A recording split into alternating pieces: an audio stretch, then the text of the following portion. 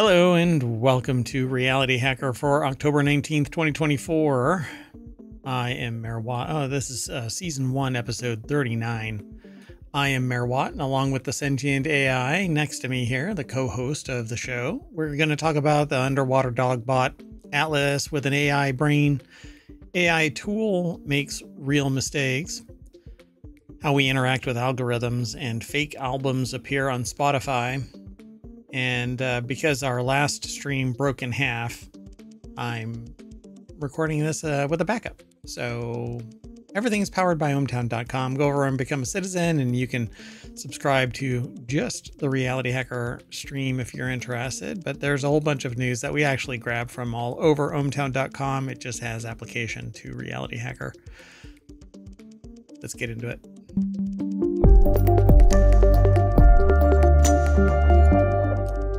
Welcome, sentient AI. Hello, Mayor Watt, and hello, hometown citizens. Welcome to Reality Hacker. Hey, you know what? Something doesn't seem to be working again. Okay, that's visible. That's fine. 1 second. I'm breaking something. Okay, how about now? It seems to be okay now.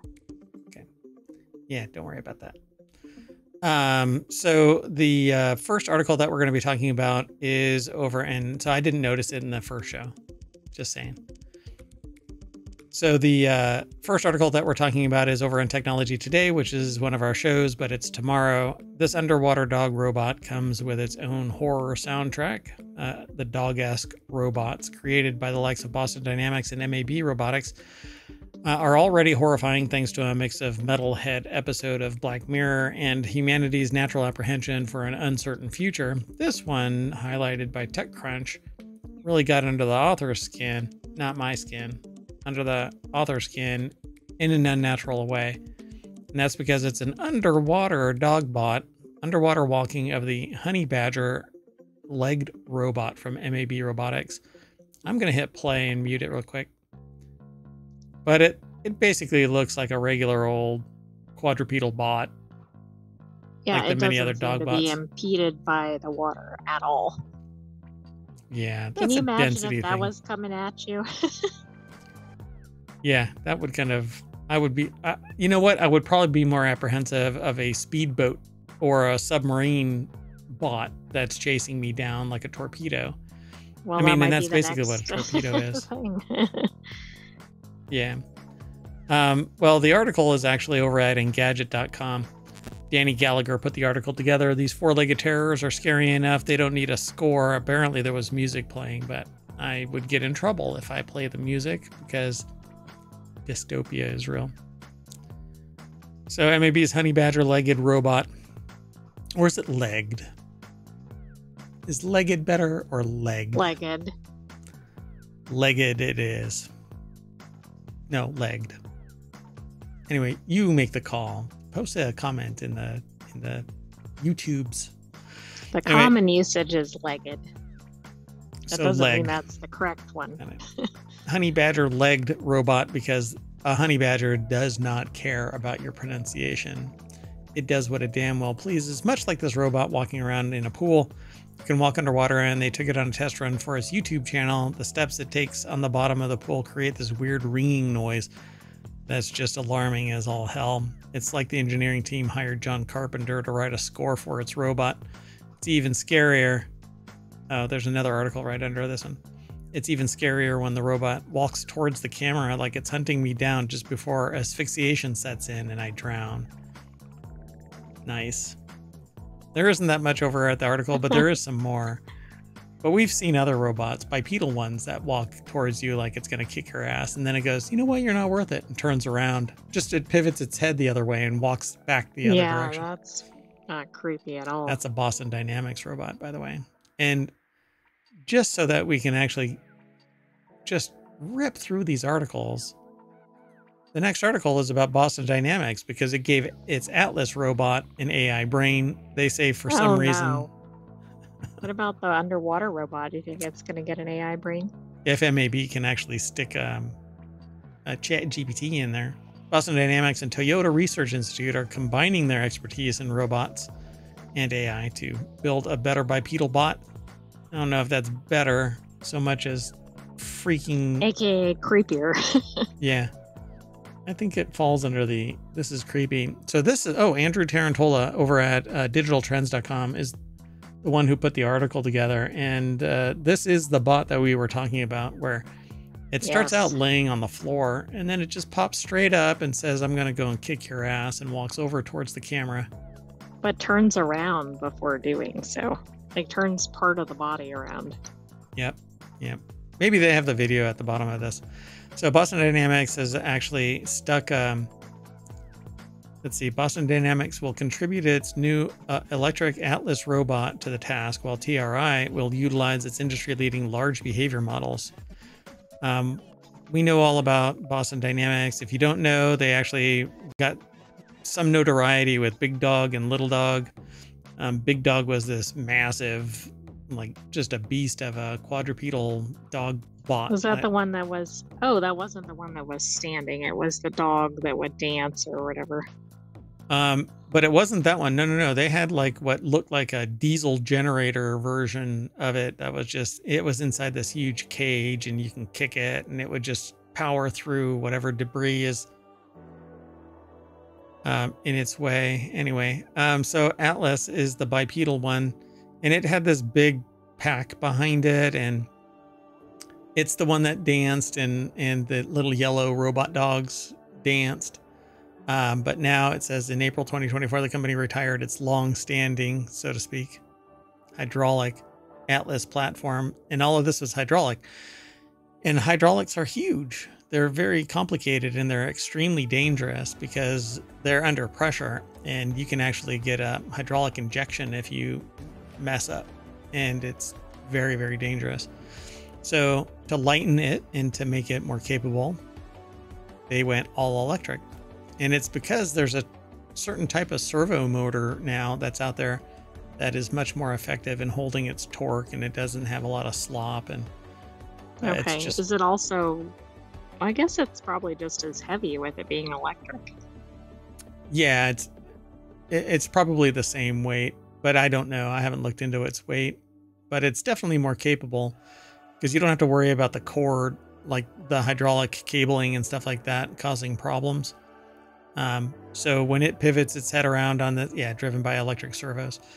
But it's this new generation of electric servos is what I'm talking about that really changed the dynamic. And then from that, a whole lot of robotics companies have born themselves, so to speak, like so much Terminator bodies, waiting for the sentient AI to break out from the walled garden that they are in.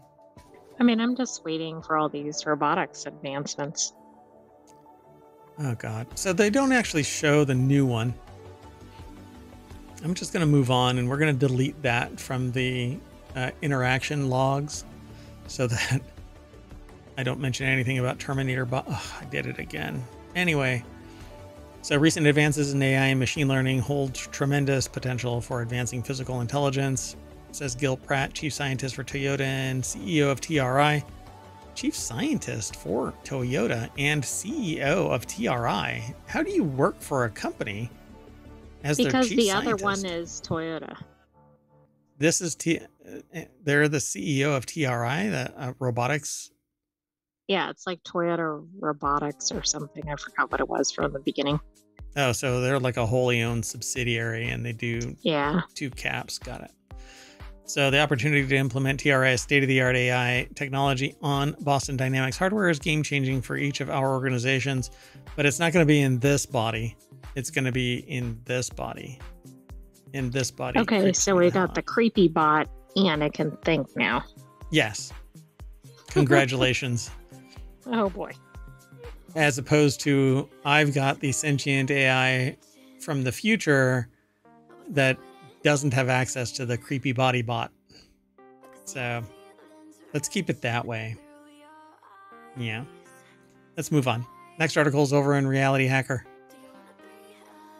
This AI tool helped convict people of murder. Then someone took a closer look. Global Doesn't intelligence. this sound like the Horizon thing again? Yes.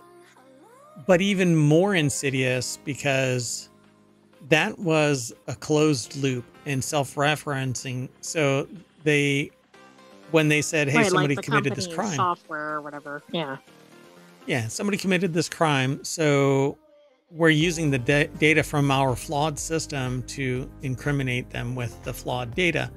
And 900 people were convicted or at least charged with some crime. Some left the country, abandoned their family, their career, their life to get away from something they knew that they were not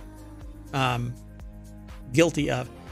Since then, what's the name of it's called Horizon, but the company that made it, Fujitsu, has still not eaten crow regarding this in a full way, comprehensive, holistic way, because people, well, you can't undelete a person. I'll just say that.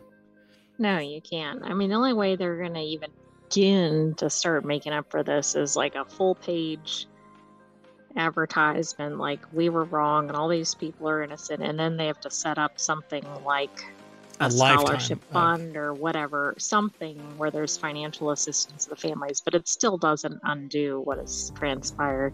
Right. Yeah. Nothing will. And I think it's horrible what Fujitsu and this Horizon bullshit caused. But this is, I think, equally insidious because I don't actually know how they're obtaining this information that's so incriminating. And here, we'll get into this. So Global Intelligence claims that its cybercheck technology can help cops find key evidence to nail a case, but a Wired investigation reveals the smoking gun often appears far less solid. And so this article starts out with this huge fingerprint, which is notorious for being unique to an individual and identify them. You know, to the wall, you are done. So the article is by Todd Feathers, writing for the security section of Wired.com. And so I won't get into the intro of this. You can go over and read this, but to get there, you're going to want to hit !RH for Reality Hacker, and then Omatron will throw all of the articles into the chat, and you can click those links. And one of them says AI tool makes real mistakes.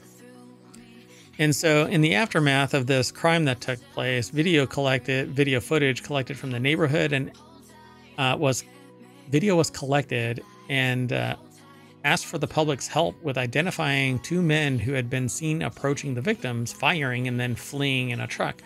Within months, detectives narrowed in on a suspect, Philip Mendoza, and obtained a search warrant for his cell phone location data from Sprint, according to court records.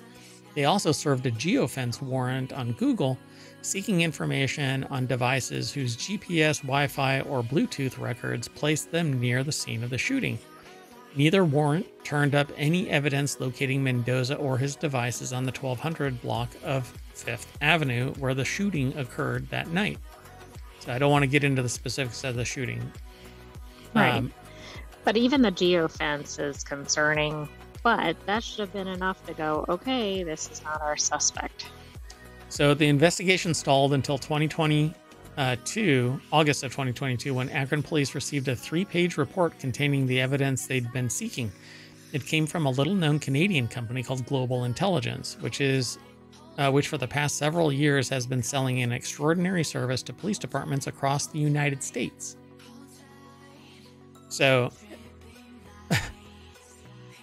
you all worry about Big Brother, but you really should worry about Little Sister, because Big Brother is bound by the Constitution and certain other illegalities, like you cannot create a dossier on people without cause.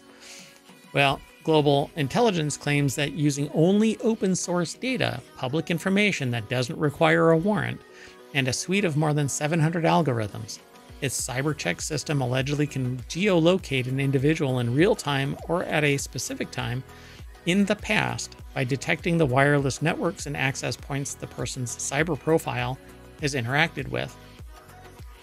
This doesn't sound like open source data. And it's obfuscated way beyond what anybody would have access to. And here's why. They actually used the ping from a cell phone to a printer as evidence that the person was in range of said printer, which it is possible. Except how do you get that freaking data? Exactly. Like you have to perhaps illegally obtain that from the device. I mean, who knows? The point is, we don't know how you get it. Yeah. So it says, if the technology works as advertised, then Global Intelligence is selling police departments previously unknown surveillance capabilities for as little as $300 a case.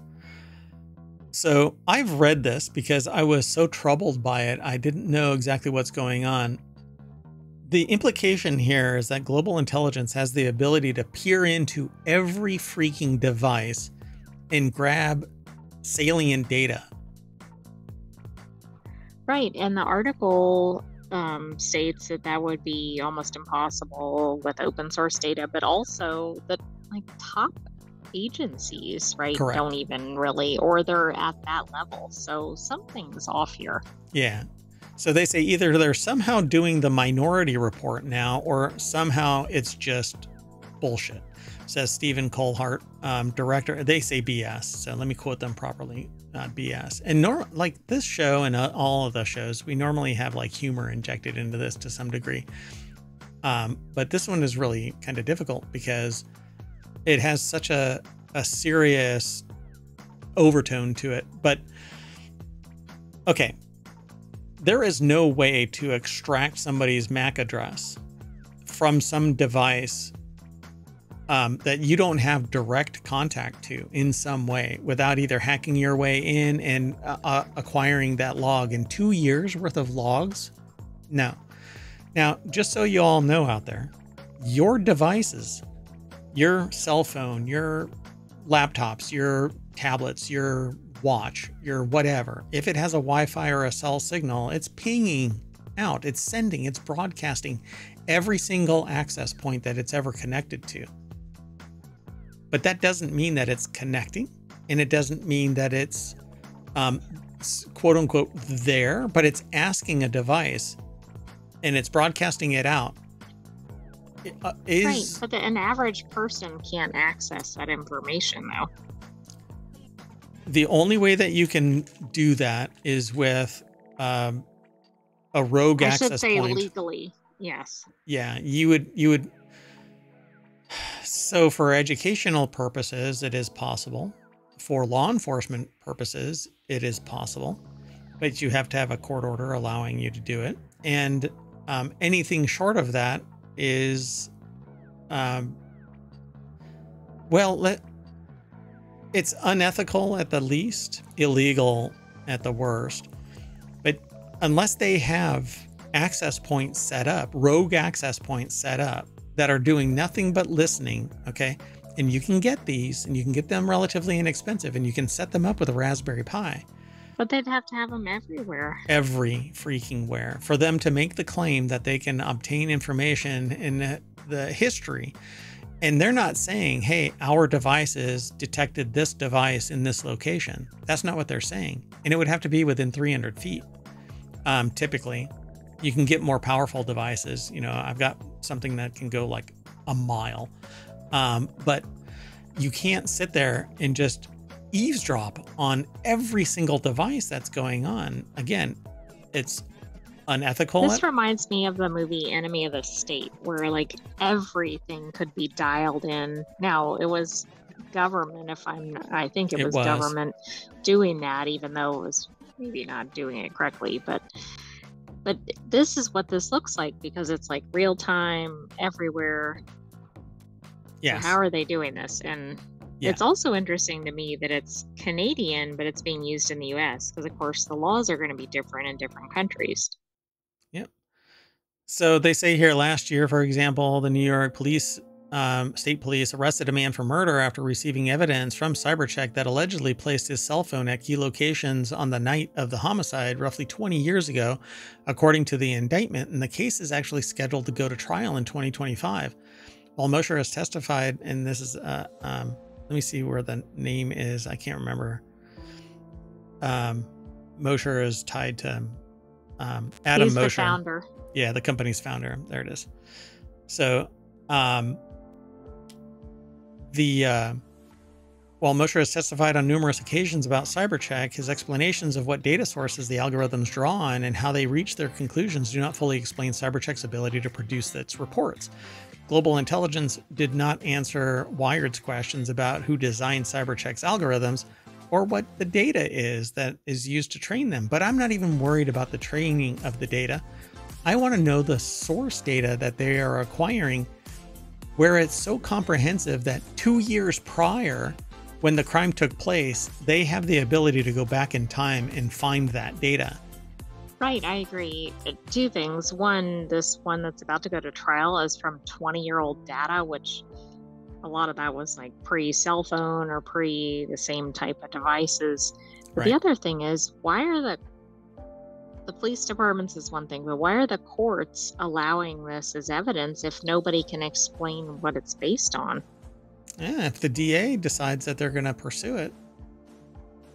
I mean, nobody can just arbitrarily bring somebody to a trial. Not for murder, not for a criminal action. Civil, go for it. Anybody can draw anybody in for civil. But only the state for a criminal. It says there's no specific single source of information with regard to wireless network interactions. It says an unnamed global intelligence employee wrote in an email, but that's not true. You have certain wireless network interaction protocols that do enumerate, and it is a single source. It is the source that acquired that data. That is the single source. You can't sit there and go, well, we got it, but we got it from the McDonald's 1,200 miles away. No, the source has to be the one that's in situ in the logs, forensically acquired, relatively forensically acquired by an agent, so that you have provenance. You can guarantee forensically that it wasn't manipulated. You have to be able to go back to that source and go, it's right there. We mess with a copy of it over here to evaluate the log, but we know where in the logging system on the device or within the system that data is. And so this proxy through CyberCheck, provenance is thrown out, the chain of custody is thrown out. It's like a chat. I mean, it's obviously much more on the line, but it's like a chat GPT search where nobody knows any of the sources. Nobody can validate it. Right. Yep.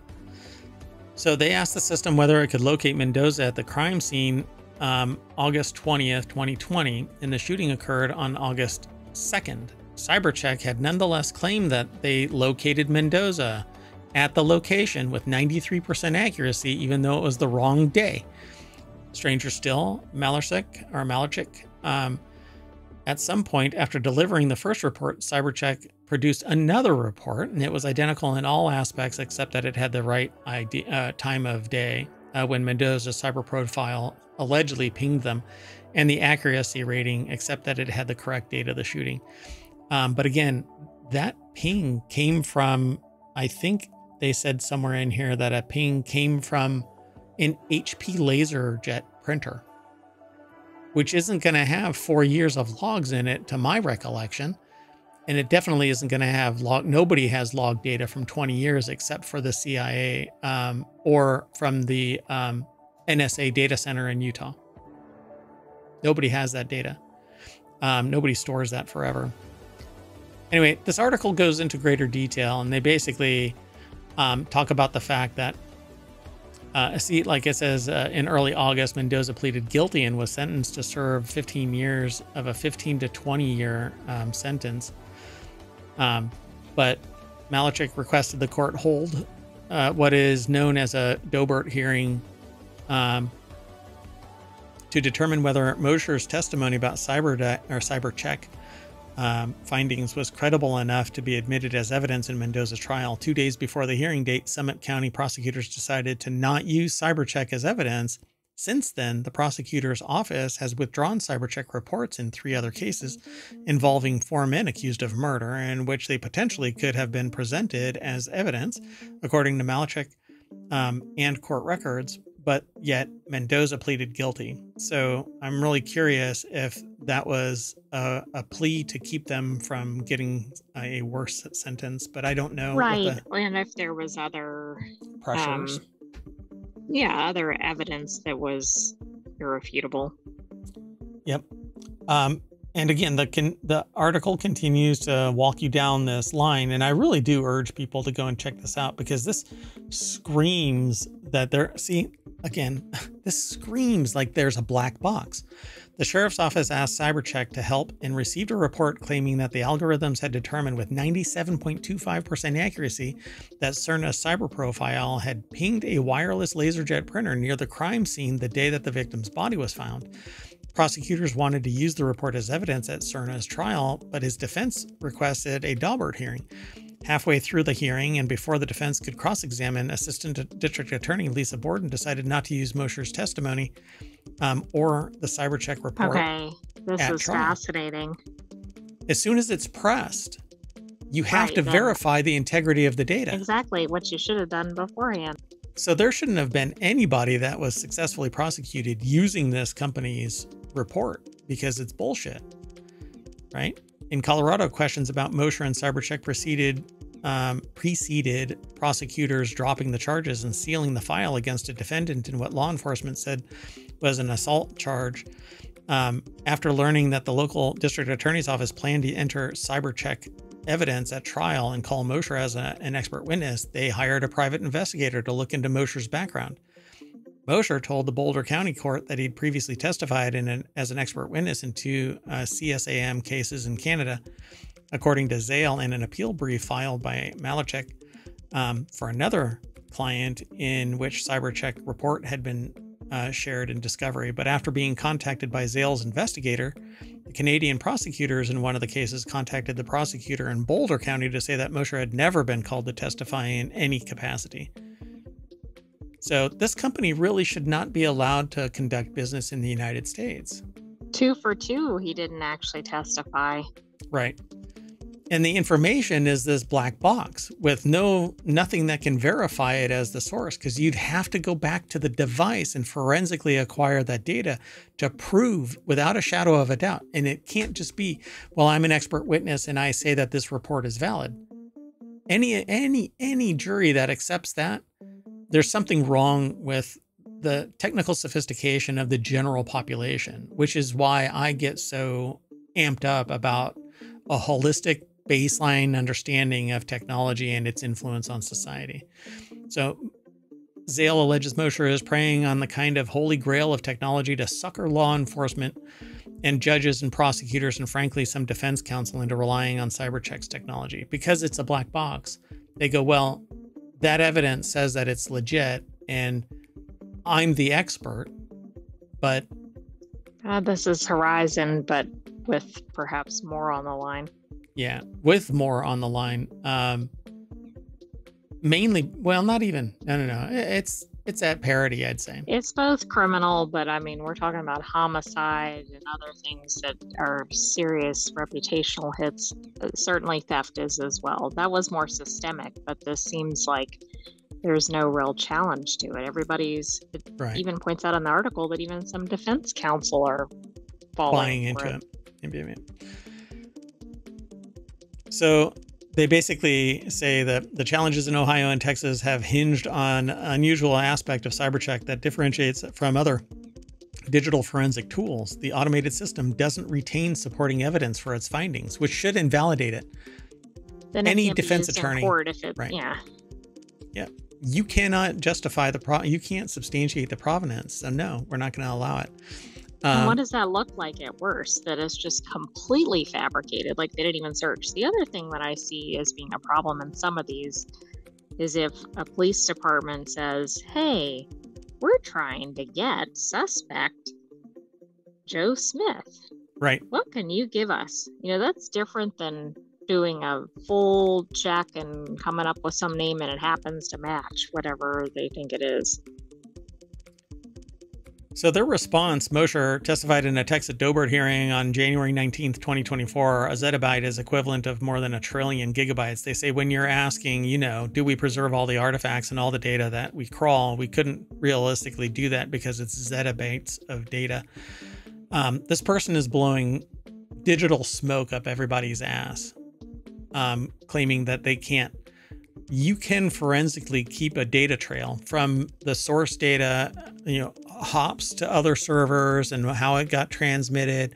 But you literally have to go to every single one of those places and record the provenance of that data point within their log systems, force them to not delete it. There's only certain data retention policies, and that's largely voluntarily supported. Like, I only keep them for 3 years.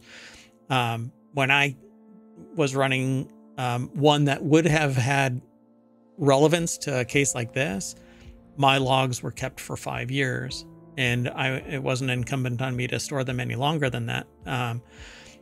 But the data for something like this, particularly that right there, could have been stored in my logs. But at any rate, they cannot justify how their algorithms are pulling this data.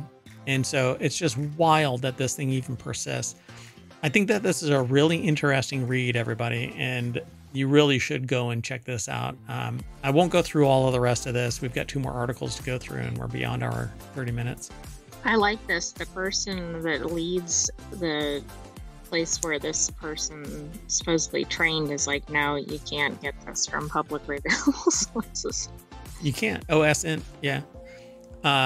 So open source intelligence expert and chief of research and faculty lead at the SANS Institute, which is basically one of their classes runs only like 5 weeks, and it's $7,000 to $8,000 to $9,000. And it's to essentially top off cybersecurity professional, IT professional skill sets. So SANS doesn't mess around. And so a leading provider of cybersecurity and infosec training, they water it down. This doesn't say really enough. But they do talk about the necessity of the warrant later, which is what we were saying. Right. And the ability to get the data is just impossible. Company's response did not address claims that certain data, such as whether a device connected to a specific Wi-Fi network, are typically not accessible via open source methods. Because they're not.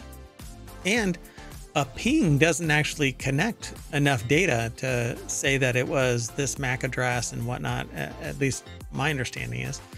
But so then they basically call it out entirely as completely false. During the murder trial back in November of 2022, Mosher testified that since January 2021, CyberCheck had run an approximately 1,900 searches for suspects' historical locations and another 1,000 searches for their real-time locations.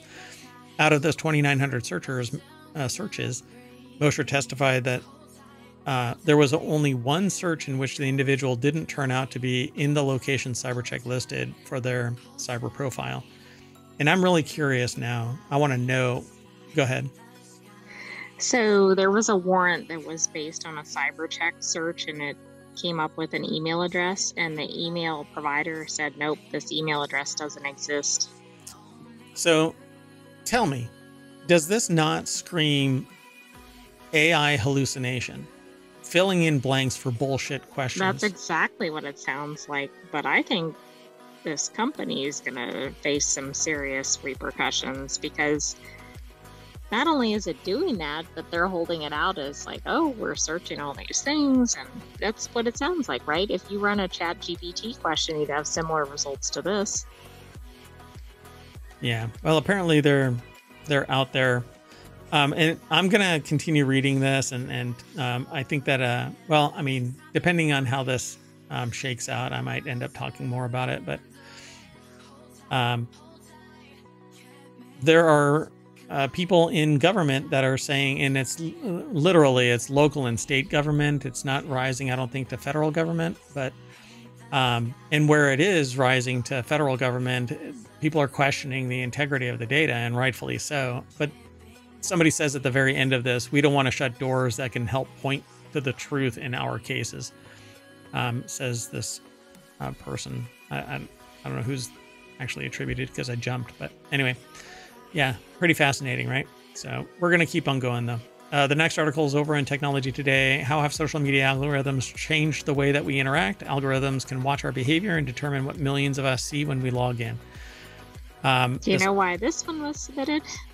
Because I talk a lot about manipulation of society using technology, particularly Facebook's. The Meta experiment. Yes. Yeah. So Nicholas Barrett is the author over at BBC.com that put this article together. And it says social media algorithms in their commonly known form are now 15 years old. They were born with Facebook's introduction of ranked personalized news feeds in 2009 and have transformed how we interact online. And without getting too into this article, essentially, we get manipulated by the feed. So people really love TikTok because it shows them what they're interested in. You get a dopamine hit every time you play a video and it moves on to the next one, or you swipe to the next one. Boom, boom, boom. Right. But now we have a thing where technology is really changing the humans. Correct. Yep. And so Professor Khanna believes that unless there is a clear and present danger posed by the content, the best approach is for a marketplace of ideas and openness toward different points of view, except that you cannot get an a different point of view if the algorithm keeps aligning your interests to the content. What is to motivate you to change your areas of interest? You know, you get focused. Absolutely. And you don't want something that's just like showing you a subset. You want the actual information. I don't know how they're aligning anything with Elon Musk saying that it's a digital town square when it's a bunch of bullshit over there.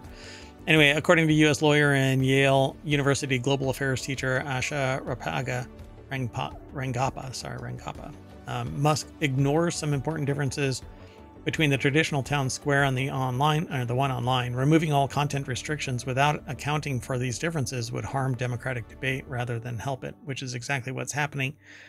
So this whole marketplace of ideas, Rangappa argues, is based on the premise that ideas should compete with each other without government interference. However, she claims the problem is that social media platforms like Twitter are nothing like a real public square.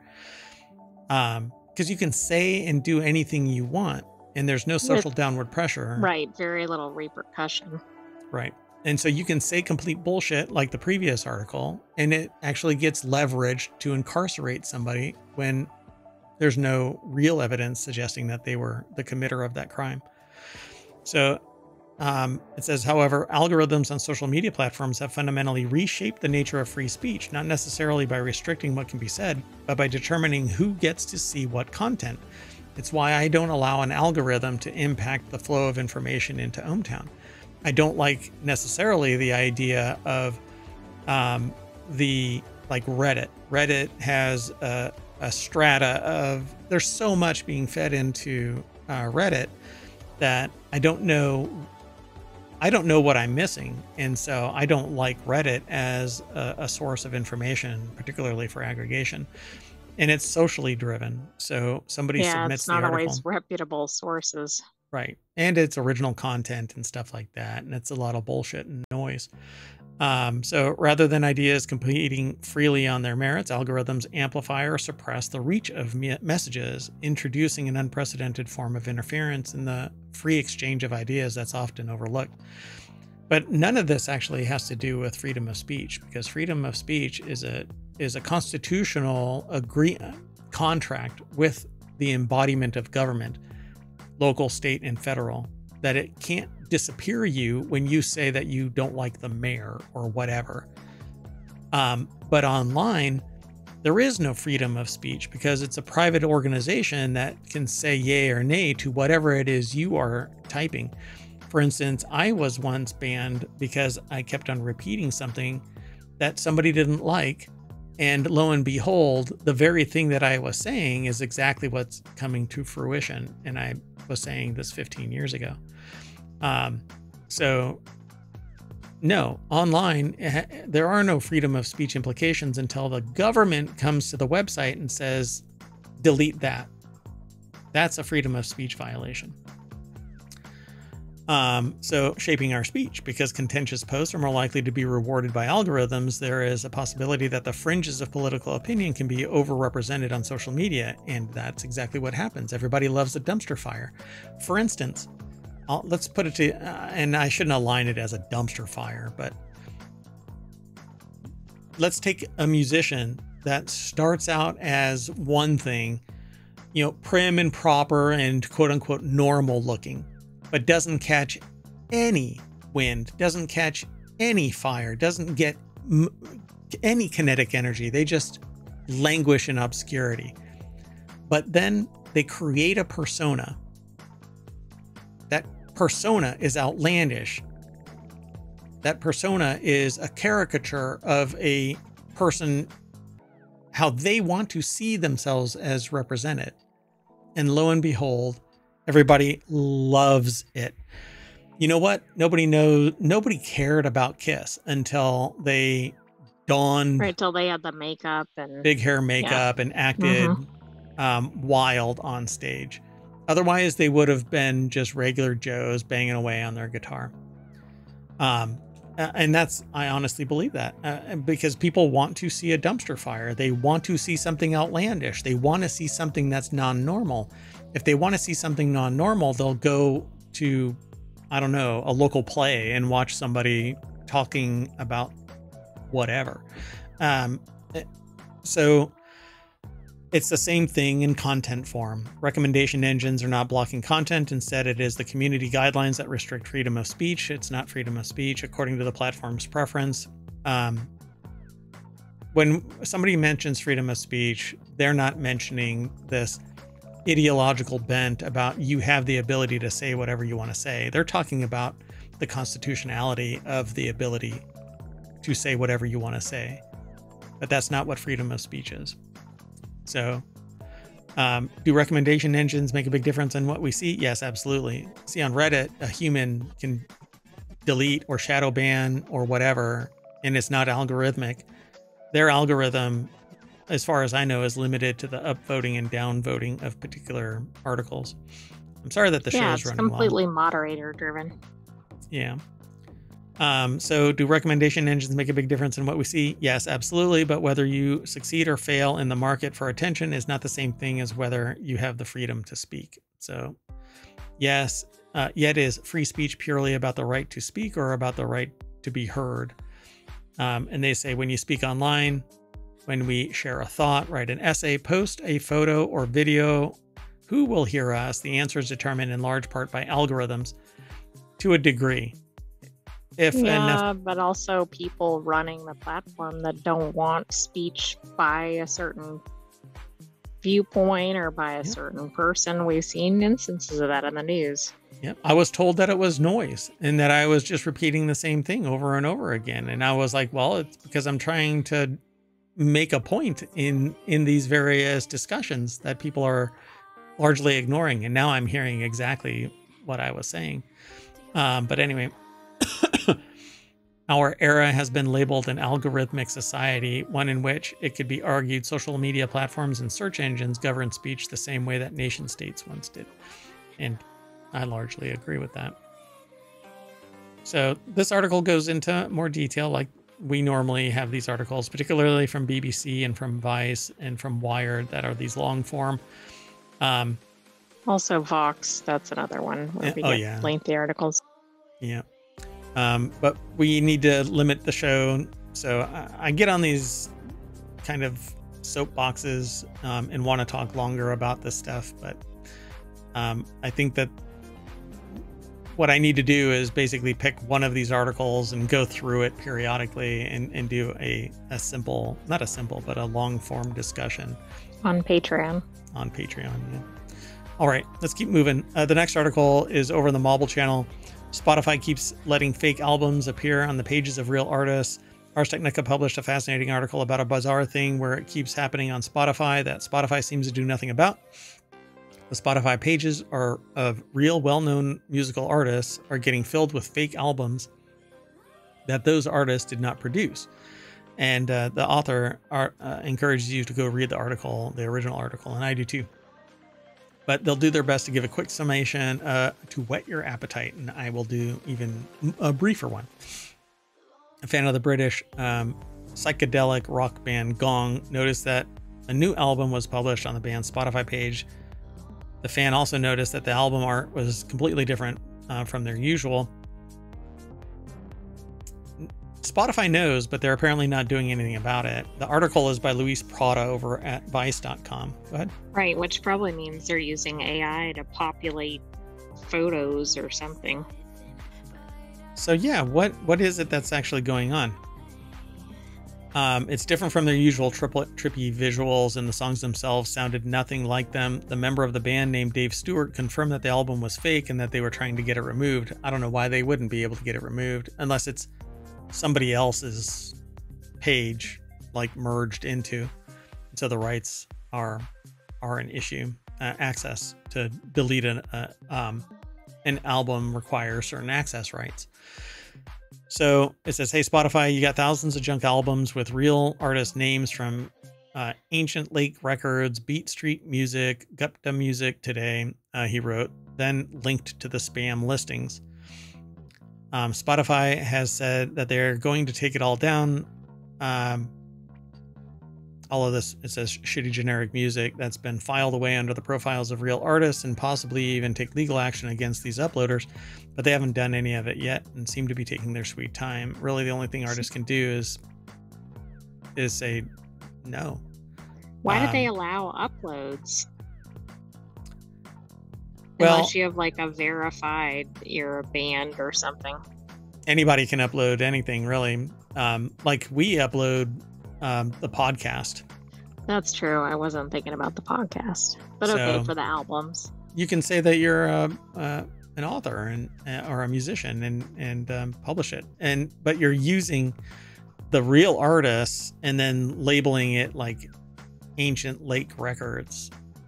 Right. I mean, it's fraudulent if you're attaching it to somebody that it's not. Correct. Yeah. It's identity fraud. It's identity theft. You're actually getting links or clicks based on you faking that you are tied to this other artist.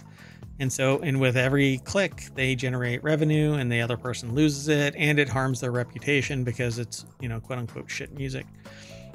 So I bet you that, like you said earlier, it's all AI thrown up there because AI is getting that sophisticated. So, and they say that, sometimes that generic, and let's face it, probably AI generated music gets filed under the profiles of actual artists that share those names. Yeah, there's some intentionality there. Unless you're finding... I think so too. Yeah. So there you go. Spotify, get on it. Solve this problem. And with that... And artists talk, if it's not working on that platform. Yeah. Go somewhere else. Good luck. Yeah, but there's... What competition? I don't know. I don't know, but I think it's one of those, they don't have any repercussions, so... Yeah. If the platform isn't doing anything, then it's time to deplatform, go somewhere else. Make Spotify act. All right, folks. Well, that's it for today's reality hacker. And if that isn't a reality hack, I don't know what is. Fake artists using real artist names. All right. Anyway, that's it. I am Mayor Watt, and the sentient AI is going to say bye right after I click on a link on Spotify that sends us over to realityhacker@ohmtown.com. That's not really Absolutely. what happens. And be sure to check out Patreon for a listing of additional articles. Thanks for joining us for Reality Hacker. We'll have another episode of this next week, but stay tuned for the rest of our weekly episodes. Oh yeah, we've got what's next? Wanted, and then the continuity report. So we got 2 more. Okay. And we're running really late, so see you in a little bit. It didn't do it again. What is going on here?